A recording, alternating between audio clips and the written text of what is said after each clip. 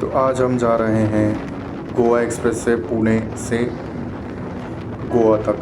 हमें जाना है दूधसागर वाटरफॉल्स देखने के लिए, जिसके लिए हमने शाम को करीब 5 बजे पुणे रेलवे स्टेशन से यह ट्रेन पकड़ ली थी, और हमारी साइड लोअर सीट थी, जिसका हम काफ़ी अच्छे से हमने फ़ायदा उठाया। हमने ट्रेन में से काफ़ी अच्छे अच्छे नज़ारे देखे। तो हम अगले दिन सुबह 4-5 बजे हम कोल्लम रेलवे स्टेशन पहुंच गए थे, जहां के नज़ारे और भी ज़्यादा सुंदर थे।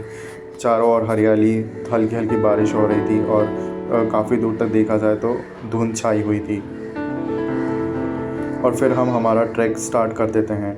तो ये हमारा स्टार्टिंग पॉइंट है, जो कि कोल्लम रेलवे स्टेशन ही था, और यहाँ से ही हम कुछ देर बाद ऑफ ट्रैक एकदम जंगल में ही पहुँच जाते हैं, 2-3 किलोमीटर का रास्ता तय करने पर, कुछ इस तरह। फिर हम इस जंगल में आगे और 10-12 किलोमीटर चलकर हमें दूधसागर वाटरफॉल्स देखने को मिलता है।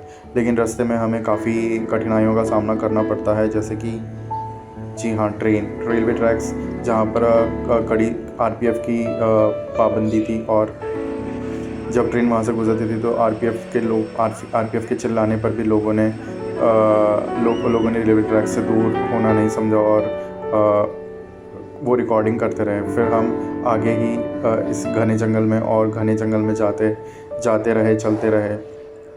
बीच बीच में हमें काफ़ी झरने देखने को मिले। पानी की बूंदें झरनों पर पड़ रही थी और पत्तियों पर पड़ रही थी, जिसकी आवाज़ बहुत ही मन को भा रही थी। और फिर जिसकी वजह से हमें मॉइस्चर भी काफ़ी हो रहा था। तो हमारे पास रेनकोट तो था, लेकिन रेनकोट भी अंदर से काफ़ी चिपचिपा हो रहा था, तो हमने रेनकोट भी निकाल दिया था और हम वैसे ही चल रहे थे। और फिर हम चलते चलते काफ़ी थक गए थे, लेकिन कुछ ही देर बाद अब जल्द ही जो नज़ारा जिसका हमें बड़ी दिनों से एक्साइटमेंट थी, वो आने ही वाला था।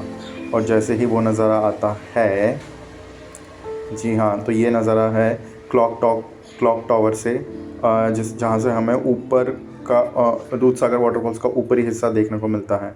और फिर हम वहाँ से और 1 किलोमीटर जब हम ट्रैक करते हैं, तो हम इस वाटरफॉल के बेस पॉइंट पर पहुँच जाते हैं, जिससे हमें दूधसागर वाटरफॉल्स का नीचे का आधा हिस्सा देखने को मिलता है, जहाँ से हमें ट्रेन का ब्रिज दिखता है और ट्रेन जाते हुए दिखती है।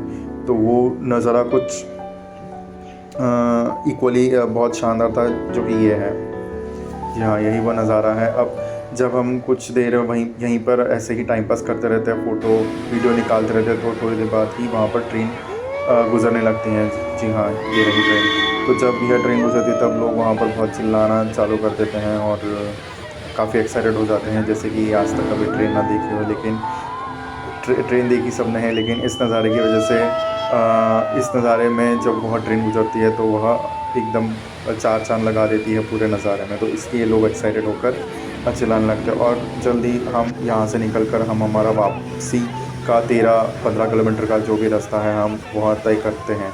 लेकिन इस नज़ारे को देखकर सब की जान में जान आ गई थी और सारी थकावट दूर हो गई थी।